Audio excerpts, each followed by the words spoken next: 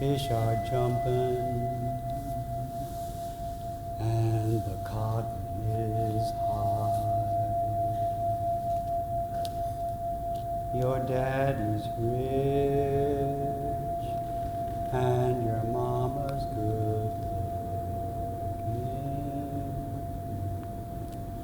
So rest, little baby, even while you cry. With all these wires on, I had images of what is sometimes called an ICU. And I thought, intensive care unit. Actually, that's sort of what I'm going to be talking about today, is intensive care units, sometimes called bodhisattvas.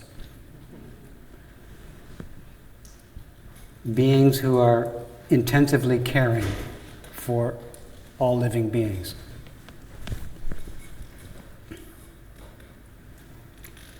Could you move over that way a little bit, please? A little bit more. Move your whole cushion, maybe. Thank you.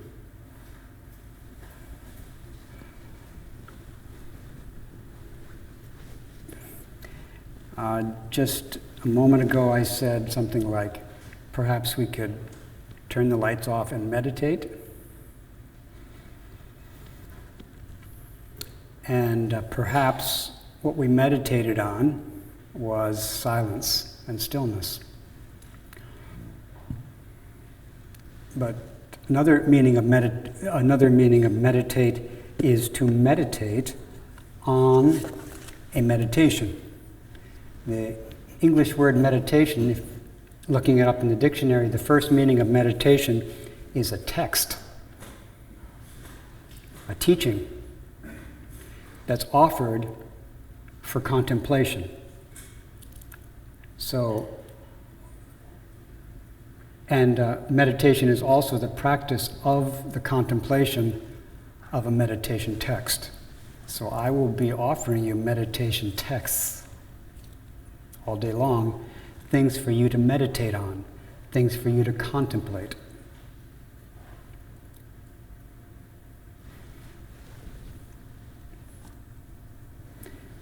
Sometimes you can contemplate them right while I'm talking to you.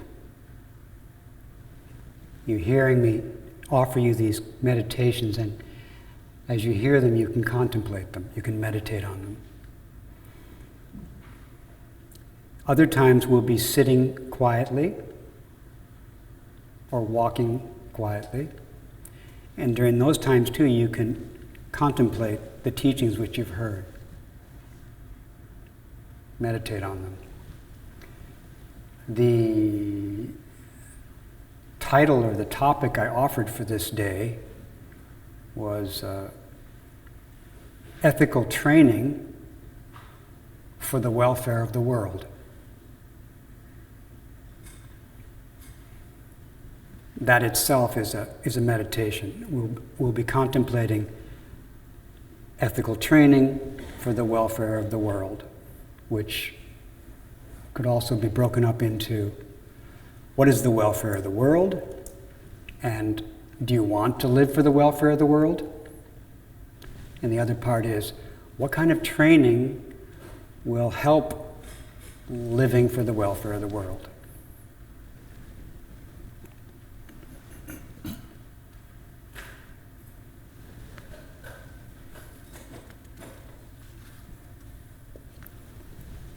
So I introduced a term which may be very familiar to you or not. It's a term, a Sanskrit term, I guess, bodhisattva, which can be translated as enlightening being or hero of enlightenment or heroine of enlightenment.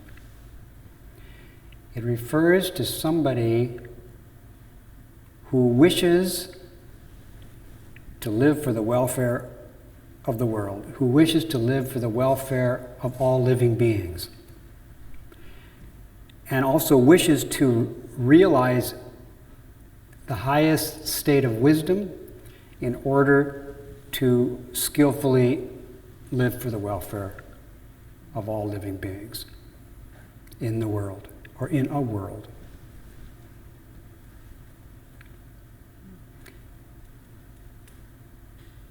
Someone asked me just a few days ago, something like, if you want to be a bodhisattva, does that mean that you are a bodhisattva? If you want to be someone who lives for the welfare of all beings, then are you a person who lives for the welfare of all beings? And I said, usually we don't use the term that way. So in other words, or another way to say it is, you become a bodhisattva. You become a person who's living for the welfare of all beings by taking care of the wish to live for the welfare of all beings. By developing that wish, you become that kind of person. When you first think, or when I first think, I would like to live my life for the welfare of all beings, that thought is the seed for becoming a bodhisattva. And bodhisattvas the word bodhisattva is also used for a person who's on the path to Buddhahood. So the Buddha, the historical Buddha, before becoming the Buddha, referred to himself as a bodhisattva. So those who are on this evolutionary path to becoming fully enlightened, fully compassionate for the welfare of all, those are bodhisattvas. And if we care for this wish to live for the welfare of all beings, we become a bodhisattva.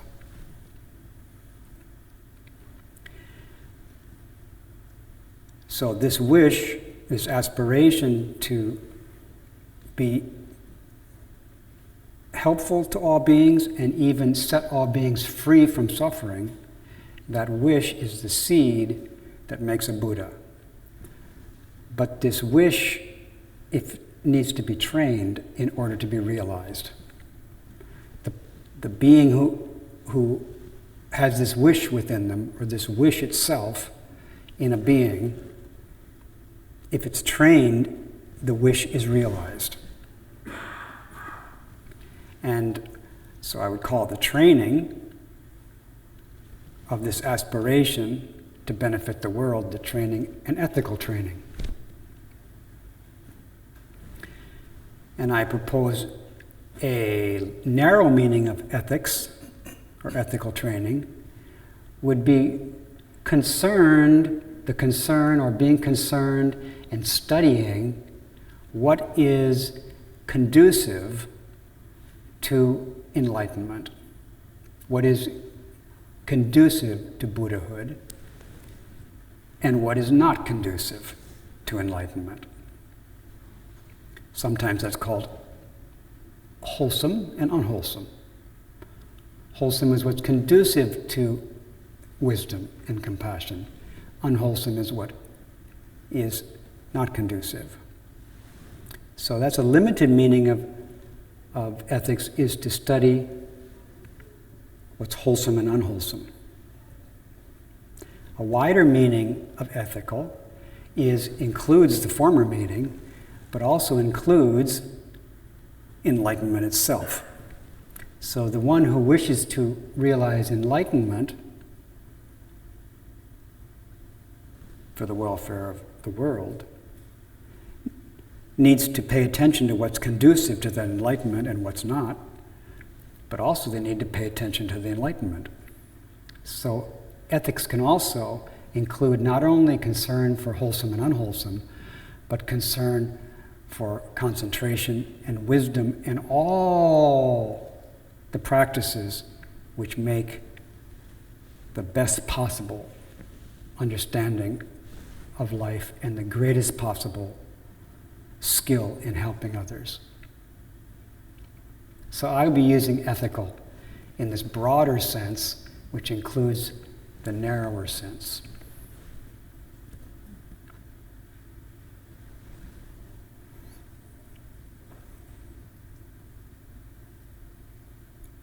Again, going back to the welfare of the world,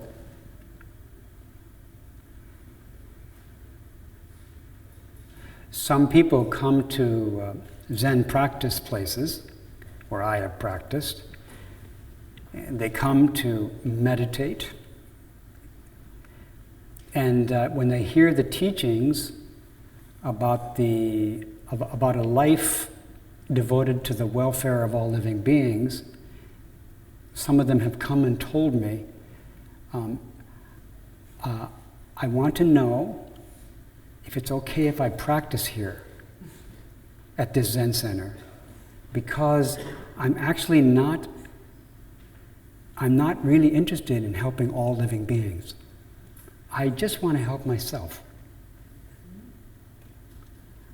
I don't really want to be a bodhisattva and devote my life to the welfare of everybody. I don't. And being a Buddha is just too much for me to even think about. So is it okay for me to be at Zen Center? And so far I've always said yes. It's fine. However, if you stay here, you may keep hearing about these bodhisattvas, which may be rather irritating.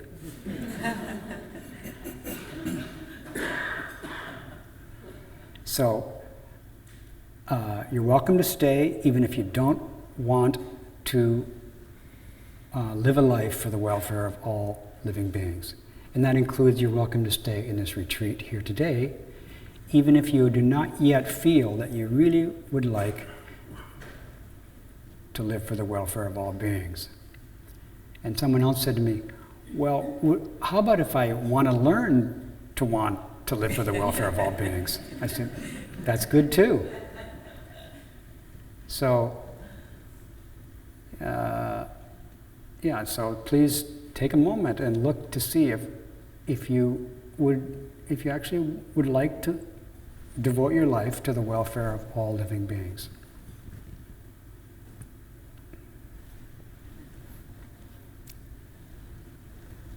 While you're contemplating such a thing, it's also, you can sometimes drink tea.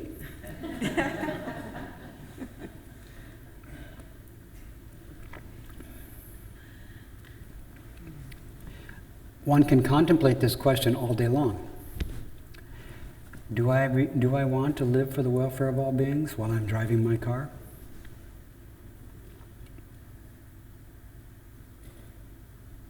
Maybe the answer comes, I don't know. Maybe the answer comes, yes, I would. So I'm saying, okay, if you wish to, then we have a way to train that will protect this wish and let it grow.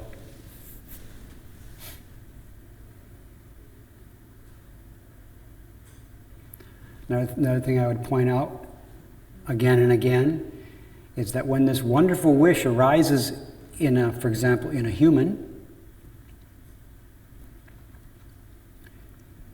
it's like a candle flame. It can easily be blown out by a light breeze.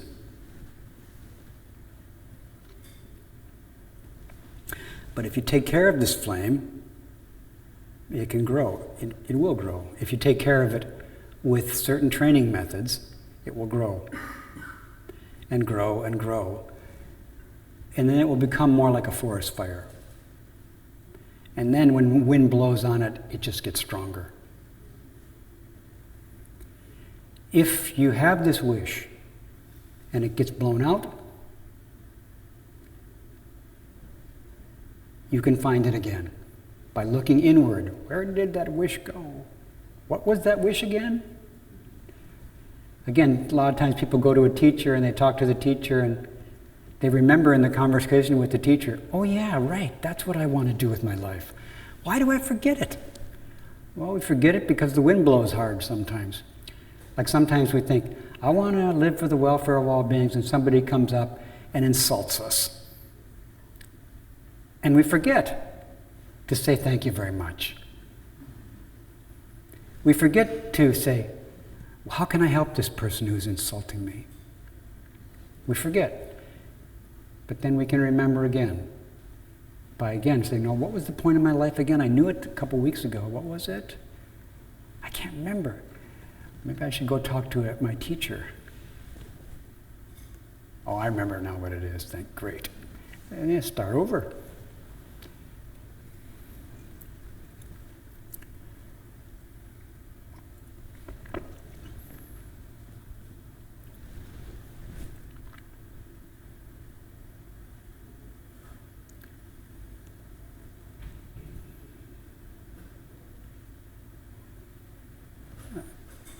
So in the broad meaning of ethical training, I would include then all the practices that are conducive to enlightenment. Infinite practices, infinite ways of practicing, infinite ways of living, all of which are conducive to supreme, perfect understanding and complete, unhindered compassion and skill. All those practices are the way to take care of this aspiration to bring benefit to the world. And there is two simple kind of like summaries of the infinite practices, of the infinite ethical practices. One summary is called the 3 pure Bodhisattva precepts. Number 1, which actually I put in the middle in a way, because number 1 is the basis of the next 2. Number 1 is the practice, you could say the practice of presence.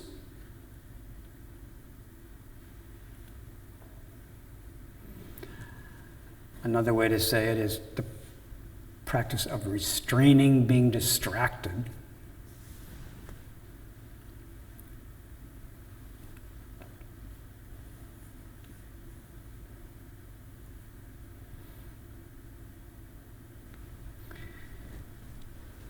And in this first ethical training,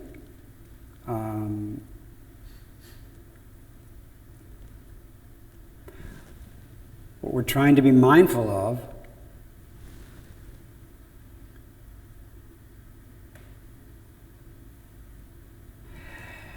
is not trying to get anything out of life.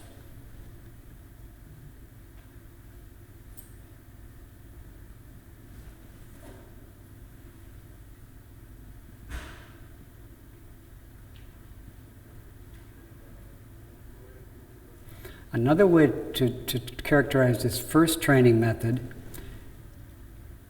is to be aware, to be mindful that Buddhahood, or the Buddha way, the way of the Buddhas, is not and cannot be separate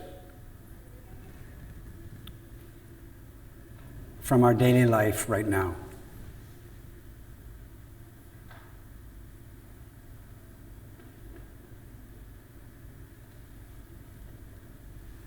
Can you see how the practice of the presence, or the precept of presence, goes with the teaching that the Buddha way cannot be separate from our present situation?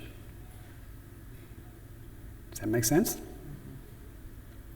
So we restrain going someplace else from here to find the Buddha way.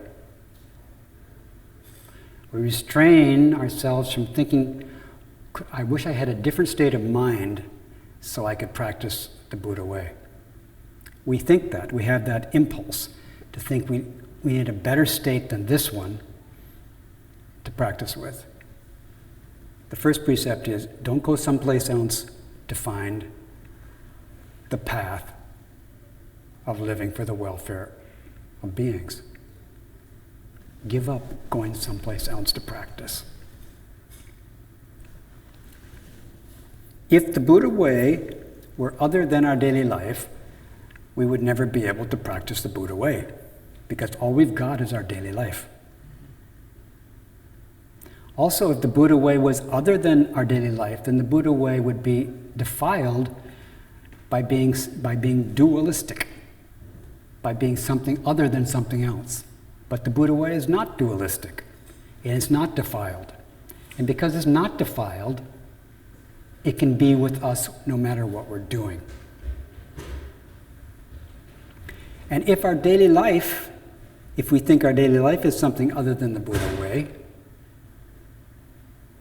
then our daily life is defiled by thinking it's separate from the Buddha way.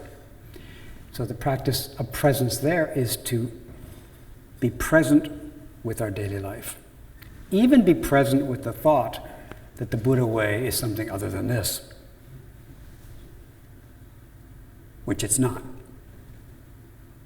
And if you're present with the thought that it is separate, then you're present with the non-separation.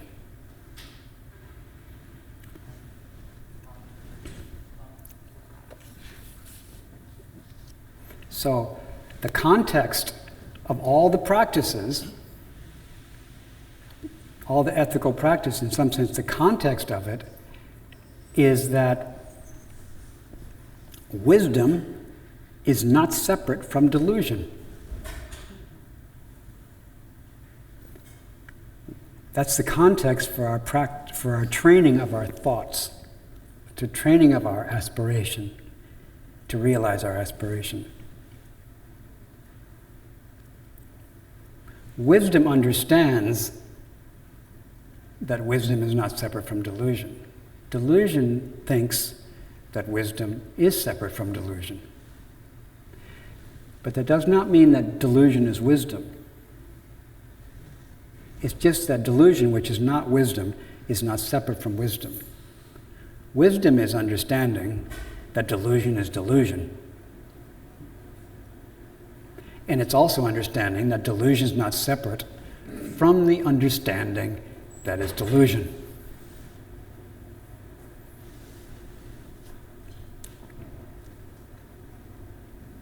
That's the context for our practices. Our practices, when we first started them, are somewhat deluded. For example, when we first start, even when we first start thinking of living for the welfare of other beings, we really want to, maybe, and we really want to take care of that wish. When we first think of it, we think, well, those beings which I want to benefit, they're separate from me. I really want to help them, but honestly speaking, I think they're separate. Even my family, who I'm totally devoted to, and I'm happy that I am, I do kind of think they're separate. And I've heard that that's a delusion. So I guess I'm deluded. However, I've heard that delusion is not separate from enlightenment. So it doesn't mean I'm enlightened. It just means that enlightenment is not someplace other than me being deluded.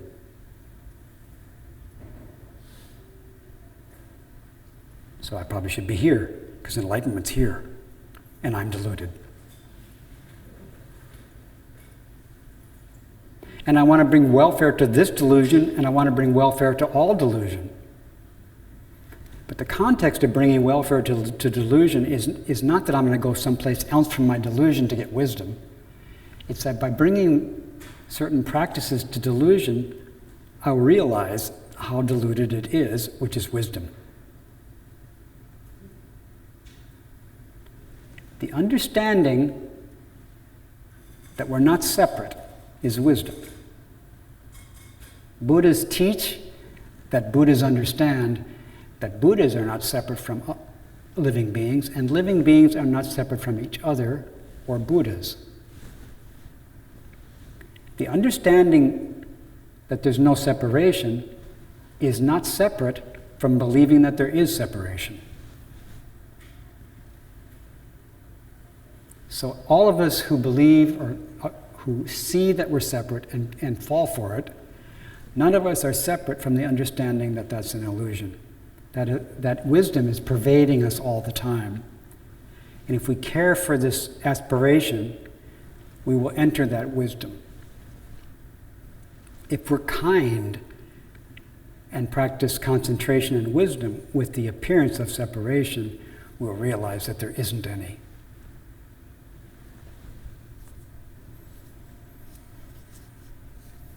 So this is the first pure precept. The first training method is to develop the ability to remember, to be mindful that although we're not completely enlightened right now, complete enlightenment is not the slightest bit separate from us. Complete enlightenment is the complete understanding of the way we are right now and now. That's the first training method. And when you move on to the other training methods, that one doesn't go away. That continues to be the context of the whole practice.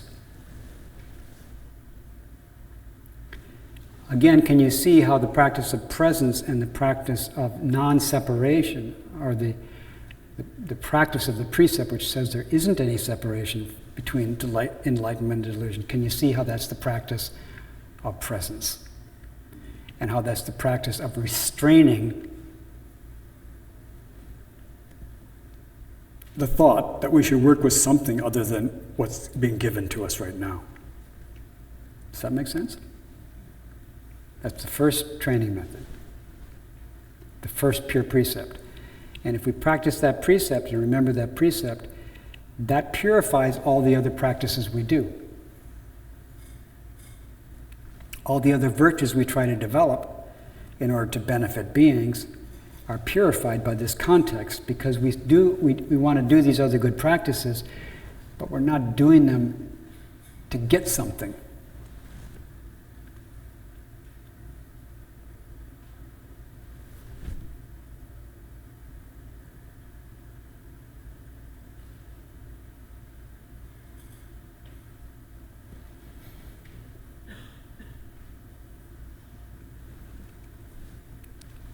Okay, so what are the other two of the three pure Bodhisattva precepts?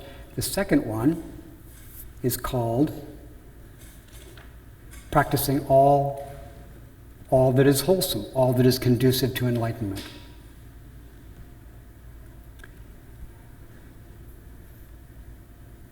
And that also is infinite, as I said before, all those practices conducive to enlightenment and conducive to realizing the bodhisattva aspiration. They're infinite, but they're summarized by 6 practices.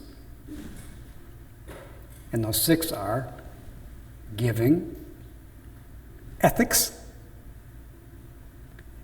You could take it as ethics in the narrow sense of focusing on what is conducive to awakening and paying attention and being careful of what isn't conducive to awakening.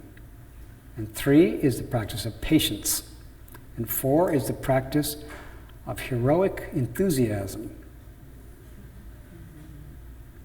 And 5 is the practice of concentration. And 6 is the practice of wisdom.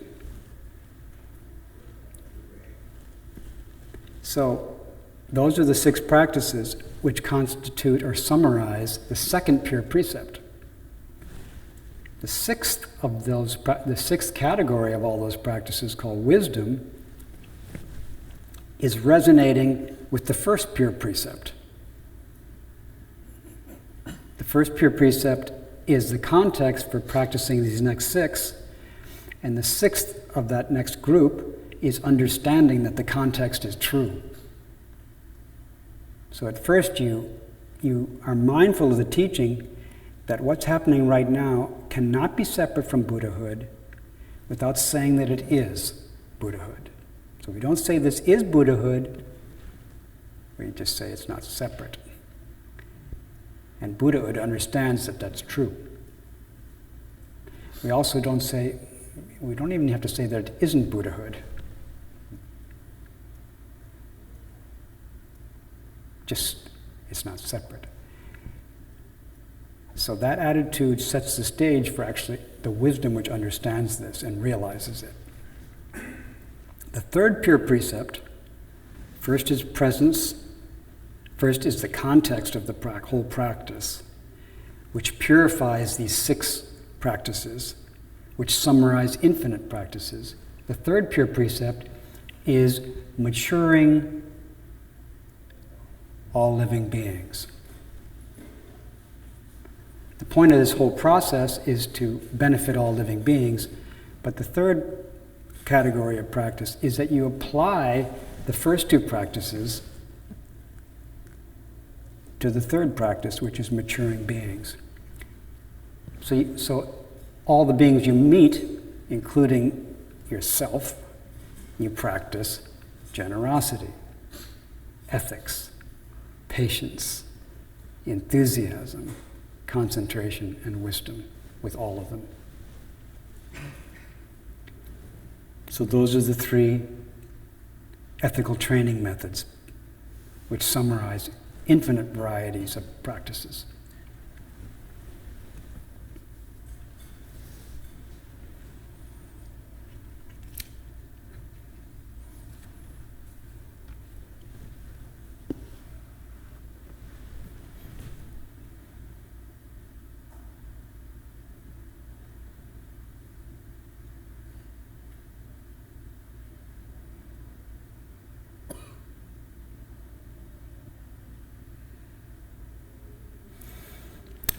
I'm thinking that now it might be good for us to stand up and go outside and do walking meditation, or stay inside and do walking meditation, whichever you like, for about 10 minutes.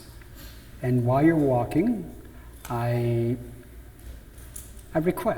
encourage you to contemplate what you've heard, and then if you can remember any of it, when you come back, we can have some questions. And if you don't remember, I'll just say it over. So is walking meditation now?